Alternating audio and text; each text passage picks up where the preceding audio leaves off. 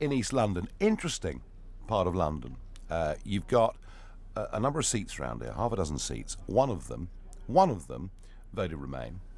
But the others all voted Leave, and some of them voted, one by 70%, I think it was, another by 69%. So some big Leave seats around here, and some of them held by Labour MPs.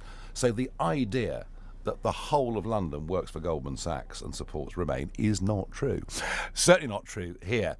It's been an extraordinary couple of days, and I've not been with you for a couple of nights now because I've actually been in London, hunkered down in London. And as you know, I made a very big and I think generous gesture on Monday. I don't trust the Conservative Party. I don't like the deal Boris negotiated at all. But to get him on Sunday to say, we will not extend beyond December 2020, and we're going to go for a Canada-style trade deal without political and regulatory alignment, that was a massive shift. Now, look, let's be honest. He only made that shift because he was terrified of us. But I said, fine. All right, what we'll do, if that's what he's going to run on, we will have to take him at his word. But more important than that, hold him to his word.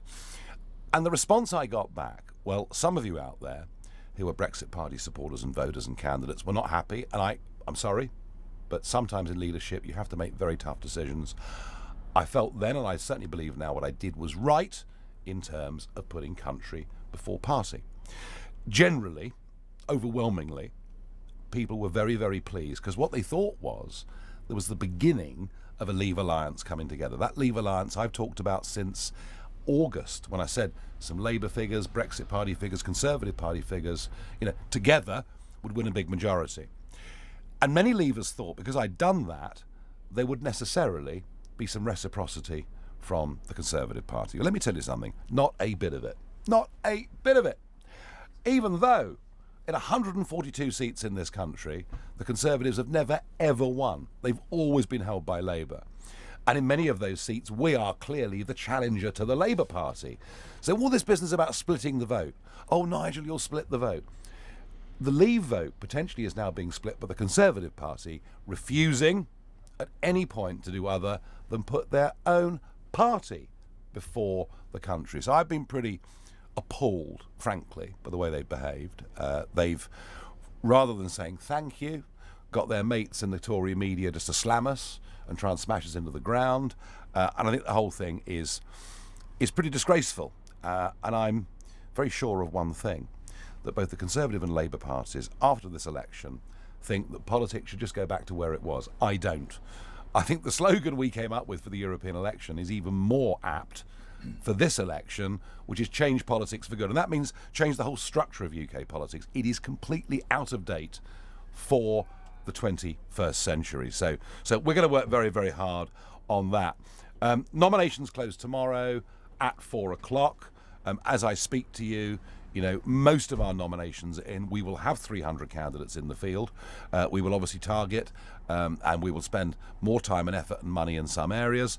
But we are ready to do, look, we're only 7 or 8 months old, but we are ready to fight this election, and there's a lot of candidate enthusiasm, and it's going to be very, very interesting. We've got to absolutely hold Boris to his word at every stage of this campaign and point out to Labour voters a double betrayal. It isn't just that they've broken their promises on honouring the result of the referendum. It's much deeper than that, because actually the double betrayal is they also said we would stop the freedom of movement of people from the European Union. And now the Labour Party wants to extend it to most of the world. How that benefits working families, how that helps with queues for general practitioner appointments, I don't know. So we've got to remind people again and again and again, they've been let down by Labour in terms of Labour's promises, and also the fact that the Labour Party, I think the Labour Party has moved a very long way away from its traditional roots, and now looks like the North London intellectuals run the whole thing. But more on Labour in a few minutes' time. Now, as you know, very, very keen to get your feedback, and we're going out, of course, on Twitter, we're going out on Facebook, we're going out on YouTube, and every day we will pick some questions that you've sent me. And John on Twitter says, did Trump have a chat with you and Boris? Now look, John McDonnell says that Donald Trump brokered the deal. He didn't. But what you do know is Trump did come on LBC with me the other week and said, if you guys got together, wouldn't it be great? I have not spoken to Donald Trump since he was with me on LBC. Not spoken to him or his officials at all. He is someone I talk to from time to time. He is someone I meet from time to time. He took Brexit. He took the Brexit vote as a real inspiration for taking on, as he called them, the swamp in Washington. And he believes in Brexit because Trump believes in the nation state. So no way, I wasn't influenced by Donald Trump on this decision at all. I did what I did because I thought it was the right thing to do. Now, Paul on Facebook says, why do you want to stop a second referendum if you think you could win it? Well, that's a good question, Paul. That is a really good question. Look, a second referendum would, I think, do massive damage. I mean, there's plenty of damage already, but massive damage in terms of trust, that bond of trust that needs to exist between voters and those that govern us. And I think a second referendum, effectively saying to 17.4 million, look, you're cretins, I mean, morons. We know much better than you what the result is. I think just doing that would break down trust in a remarkable way. I also think, it takes 6 months or more to organise a referendum. What does that do for business? What does that do for investment? What does that do for any degree of certainty whatsoever? But my biggest fear, Paul, about a second referendum is the question that would be asked. And I was very fearful that in the south of England and the southwest of England, in those traditional Tory areas, because we take more votes from the Conservatives than Labour in those areas, it's the opposite, by the way, in Labour seats, that if we let in a couple of dozen Liberal Democrat MPs and we did have a second referendum, not only would it be bad for trust and democracy, not only bad for investment and business, but, crucially, they wouldn't ask us a straight question. They would give us, as Corbyn wants to do, a choice of Remain against some form of Remain, and that would be abhorrent. I stick to what I said. If there was a second referendum on the same question, we would win it by a much, much bigger margin, and that's because 15% of people in the country who voted Remain would now back Leave. Do you know why? Because they're Democrats. And that's how democracy works. Democracy works with that little principle of loser's consent. You might not like the result, but you accept the result, and that's how civilised democracy functions. Ray on Facebook says, what about Remain Tory MPs? I did think, Ray, there was a chance of, we could stand against that Tory MP and not that Labour MP. I think that would have been a mixed message and very, very confusing. They're all standing on the same manifesto. They are standing on a Tory Leave manifesto. We're going to be looking very carefully, Boris, very carefully at the wording of that manifesto. I want it to be in line with what you said last Sunday night. And we know that Labour MPs are standing on a manifesto of a second referendum. So I've done that because it keeps it very, very clean. Margaret says, won't you split the vote? I think I've dealt with that, Margaret. They are splitting our vote in many of these areas. They are not prepared at all to put country before party. Now, my guest today is a Labour man. Somebody who worked for Tony Blair. I know, but I think he's relented. Tom Bewick, welcome, Tom. Hello. You're standing for the Brexit Party in this general election. Tell us a little bit about that. I am. I'm standing in Dagenham and Rainham, which of course is famous to many people around the country for those women machinist workers in 1968 that went out on strike. Yes. And it led Barbara Castle, that great Eurosceptic Labour minister in the early 1970s when she was employment minister, to bring in the 1970 Equal Pay Act before we voted to stay in the then European Economic Community in 1975. So this sort of notion that we only ever got workers' rights, employment rights inside the European Union is a total myth. Corbyn keeps saying this, that if we leave the European Union we'll lose all our rights. What is it about today's Labour Party that doesn't think it's good enough to make our own laws? Well, I tell you what it tells you about today's Labour Party, and in a sense Jacques Delors said this to them in 1988 when he spoke at the Labour conference. In effect, he's saying, look, I know you guys can't really ever win a majority in Parliament, in your own Parliament, get your own people to vote for you. So I tell you what, we'll give you this sort of social protection, social Europe, as it were, as they called it, as a kind of supranational state. You sign up to the technocracy and the unelected bureaucracy and we'll mind your back. And in a sense, that has really driven the sort of Labour Party mentality that somehow, we can't protect our own sectors of industry anymore, because we've sort of sold out to this globalist vision. Dare I say, actually, Tony Blair's sort of globalist vision of the world of three major sort of trading power blocks. That's right, and that was Obama's view of things. And, and actually, I mean, the whole battle across the whole of Western democracy right now is: do you take a globalist view of this, or do you believe the nation is the way to do it? Absolutely. Now, we've got to tell you, I mean, this is not a confessional, but you've got to tell us about your relationship with Tony Blair and working for him. Well, I mean, I was swept into the whole kind of Cool Britannia phase in 1997. I graduated from university. It's worth sort of saying, actually, I'm someone that left school with no qualifications. I came back to education via night school. In fact, I joined the Labour Party when I was 17. I corresponded first with Tony Blair in the early 1990s as a student politician, and I was swept in, and I worked for the headquarters nationally in 1998 as its employment and education policy officer. I had the pleasure at the time of working with great ministers like Lord Blunkett now and Charles Clarke, and I was very much still a backroom person, but nevertheless I was one of those foot soldiers that was in there in the fight and trying to transform New Britain, which of course was the slogan at the time. And I've also served in more recent years as a Labour councillor in Brighton, and indeed I chaired the official Vote Leave campaign across those three constituencies back in 2016. Because back in those days in '98, I mean, Blair was actually quite keen for us to join the Euro, wasn't he? He was, yeah. But I mean, what stopped it? I mean, did Gordon Brown actually play quite a good role in this, in your opinion? Well, I do think this is actually where some of the smarter mandarins and actually people like Ed Balls, who of course was the chief economic advisor for the Labour government, could see that the Euro was a broken project from the beginning. I mean, all these rules around economic convergence, trying to, for example, look at the Greek economy and the Spanish economy and align it with the German economy and indeed the British economy. Bonkers. I mean, people looked at that and said, this is absolute nonsense. So I think, the 5 tests famously that Ed Balls actually drafted was really a means of preventing Tony Blair, First Lord of the Treasury, from overruling his Chancellor of the Exchequer. I've done it before. I'll drink to Ed Balls for that, because that's quite important. See, I'm a bit older than you, Tom, and I remember in the referendum of 75 that, with the exception really of Enoch Powell on the right, the figures that were going out campaigning for us to leave the EEC, as it then was, were people like Peter Shaw, people like Tony Benn, people like Michael Foot, all three, by the way, brilliant public orators. Yes, yeah. Whether you agree with their part, I heard all three, all amazing orators, a skill that's rather deserted British politics these days, I think. But I kind of, in my family, and we were Southern Conservative, and leaving the EEC was considered, well, that's really very extreme left wing, that sort of idea, and Enoch's a bit eccentric, so he'll just sort of do whatever he wants to do.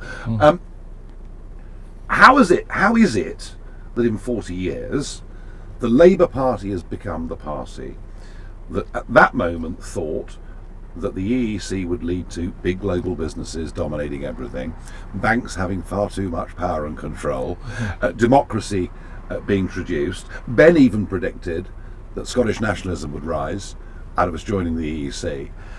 And fast forward to today, where over 90% of Labour MPs are fanatical Remainers, and I think would, at the drop of a hat, sign us up to a European army and all the rest of it. What's happened to the Labour Party? I think the Labour Party has historically been this internationalist party, and indeed the great debate, in the 1975 referendum, people like Peter Shaw and Barbara Castle were pointing out, even then, that being connected to the Anglosphere, being connected to the Commonwealth was as important to Britain's both history and its destiny as it was being part of this European common market, which was being very much sold to the British people then. I mean, I was at primary school then, Nigel, but I know from my history that it was being sold as essentially this great trading opportunity for Britain.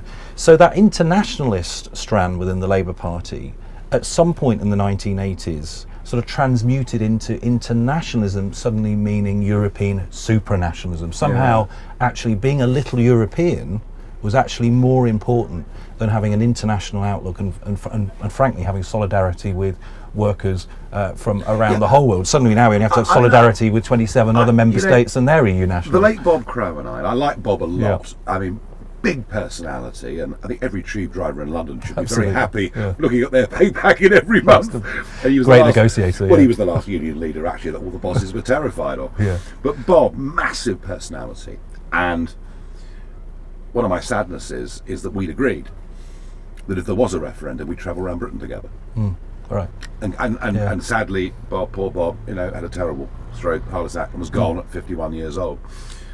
But Bob said that basically the trade union movement, which was there to champion its members and its workers and make sure their families were, having a good standard of living, had literally given up on that. That somehow for trade unions, the workers didn't matter anymore.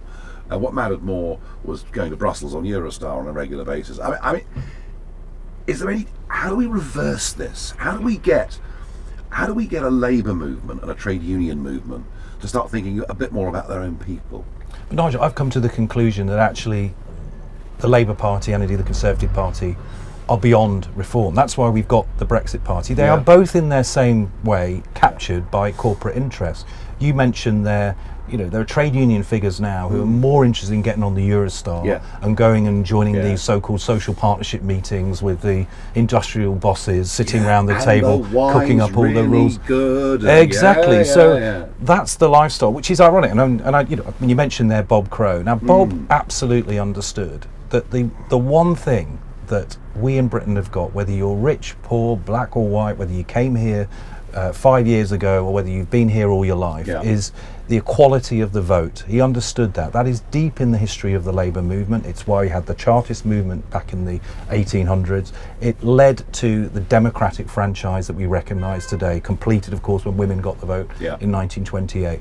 This is fundamentally what today's Labour Party has sold out on. It is prepared to say that the votes of those 17.4 million working people, and frankly the Remainers also had voted, who cherish our democracy, that doesn't matter. And we're now heading towards, God forbid we have a Corbyn-led Marxist-Leninist government, effectively them overturning that referendum result and putting two versions of Remain on the ballot paper.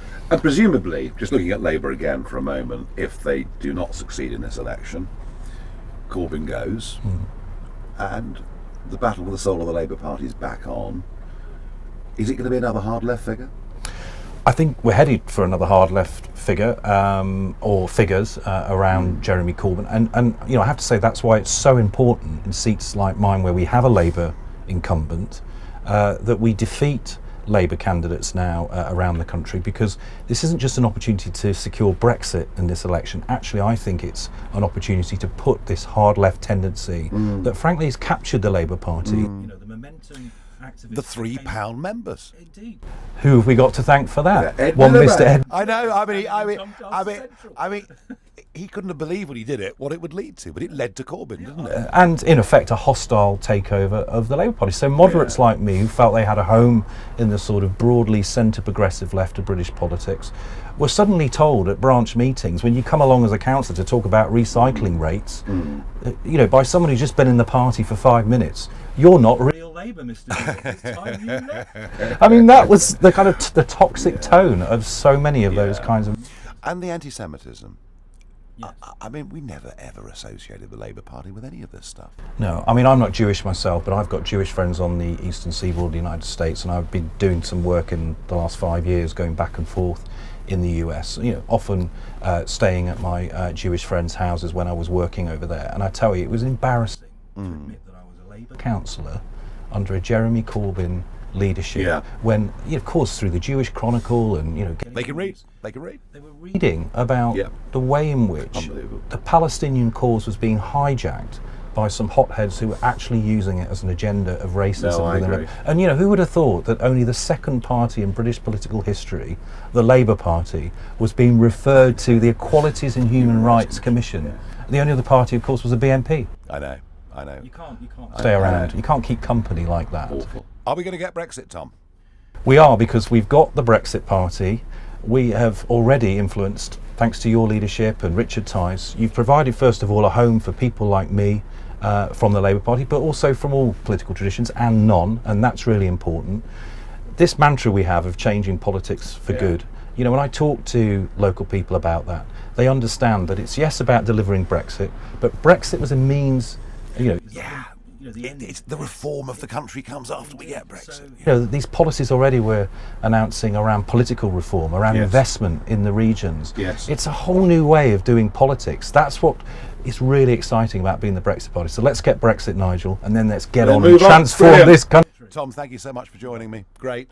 Tomorrow, on the road, I'm going to be in Hull in the morning, and I'm going to be in Great Grimsby in the evening. See you for episode 6.